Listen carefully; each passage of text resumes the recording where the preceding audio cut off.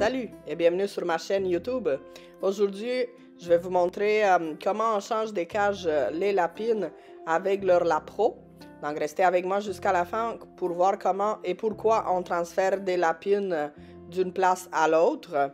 Mais d'ici là, n'oublie pas de t'abonner, donner un like à cette vidéo, la partager bien sûr avec tes amis.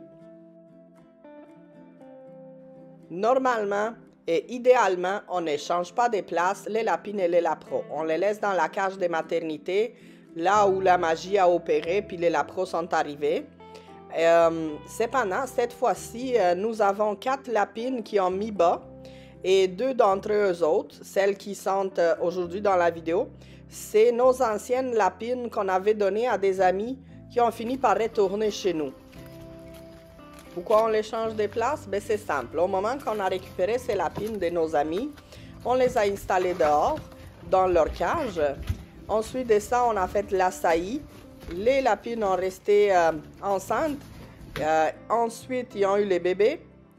Maintenant, on veut leur donner un espace plus grand. Les lapros sont rendus déjà à 3 semaines. La cage, on trouve qu'elle est plus petite. Donc, on veut les changer dans les maternités que nous, on avait déjà, qui se retrouvent à l'intérieur de notre clapier. Oreo, qui est la lapine blanc et noire, elle a 6 beaux lapros et le transfert de 6 beaux lapros est terminé. Maintenant, on va passer à transférer les lapros de Blue. Blue, elle a 9 lapros.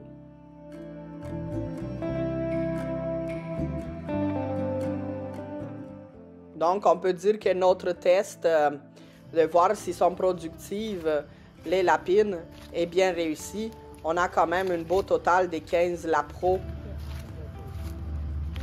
Vous allez peut-être vous demander, mais pourquoi les lapines qu'on a récupérées, qui sont quand même issues à la base de notre élevage, on les tient quand même à l'écart de nos lapins dans notre clapier? C'est simple, il y a 2 raisons.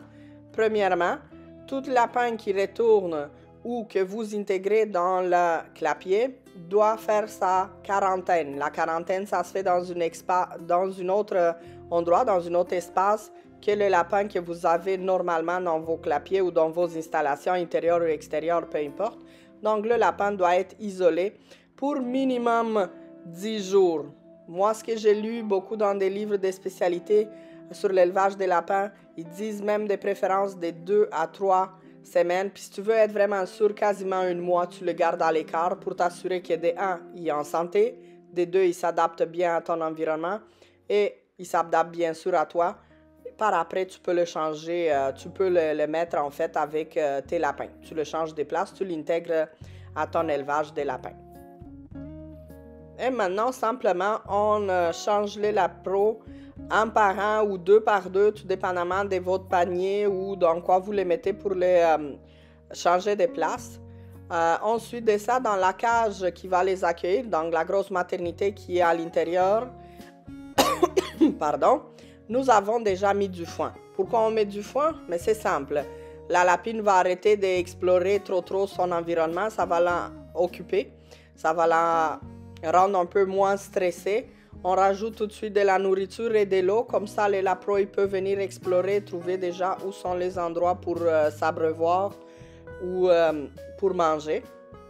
Hey, psst, si t'es rendu jusqu'ici dans la vidéo, n'oublie pas de me laisser un commentaire, de donner un like et bien sûr de t'abonner. Allez, on continue. Pour faire le transfert des lapros, on prend un panier ou une boîte dans laquelle on met un peu de foin pour éviter que les lapros spinent, qui glissent dans l'environnement, si c'est un environnement de plastique comme c'est le cas pour nous. Ensuite de ça, ben, on va vraiment sortir 1, 2, 3 lapros. On va les amener dans leur nouvelle maison. Ensuite de ça, on retourne et on prend les autres jusqu'à l'écoulement du stock, si je pourrais dire ça. Ben non, ok, j'arrête de faire des blagues. Donc, on va enlever tous les lapros, 2 ou 3 à la fois, puis on va les mettre dans une autre cage. Pour bien réussir le transfert, bien sûr, vous devez être calme. Vous devez avoir les mains bien propres. Et si vous ne faites pas confiance au lapin, des gants. Donc, si vous avez peur ou si vous ne lui faites pas assez confiance, gênez-vous pas, prenez une paire de gants qui sont comme anti-morsure. Donc, bien sûr, pas des gants en plastique, des gants d'unique usage, ça ne sert à rien, ça n'empêchera pas la morsure. Mais des gants qui sont un peu plus épais, ils feront très bien l'affaire au moment de changer de place la lapine elle-même ou pourquoi pas les lapros aussi.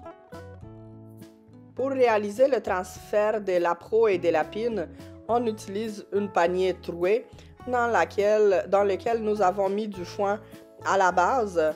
On utilise ces petits trucs-là parce que c'est plus confortable pour les lapins au moment de leur transfert. De plus, le fait que c'est une panier, il est plus haut, donc les lapros auront moins la tendance à se sauver, à sauter et bien sûr, mettons, je sais pas, on risque de le perdre lors du transfert ou il saute pendant qu'on marche. Donc, on évite de cette façon les accidents et bien sûr, on donne un confort au lapin en mettant du foin dans le fond du panier. Vous pouvez le faire, le transfert dans une boîte en carton si vous en avez. Cependant, nous, on n'a pas, donc on préfère utiliser ces paniers-là.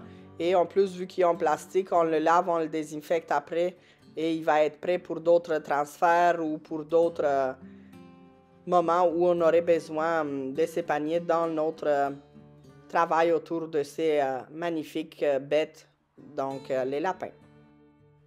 Et les 9 lapros sont déjà changés. Maintenant, c'est le tour d'échanger la maman.